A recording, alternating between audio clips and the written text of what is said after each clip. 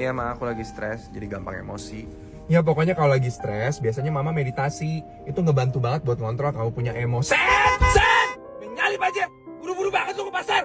Di kangkung diskon aja bagal lo! Dasar lo jelek! Itu ngebantu banget buat ngatur kamu punya emosi. Oke. Mama biasanya suka dengerin musik-musik yang zen gitu, yang calming, suara air terjun tuh, suara hutan. Itu bikin pikiran mama lebih hijau! Hijau! Jalan buta! Malah baca akun gosip lo! Handphone lu murah tuh, layarnya buram! Ma? Apa? Aku bingung banget ya sama orang kayak gitu. Otaknya di mana sih? Bawa mobil bisa lelet gitu. Kan gak gua harus lalu lintas ya? Ih, Lin, ada maling digebukin. Ih, Lin, tangannya buntung, Lin. Iya, sabar Nora. Lagi seru nih. Emang lu gak kepo? Enggak, emang lu gak kepo?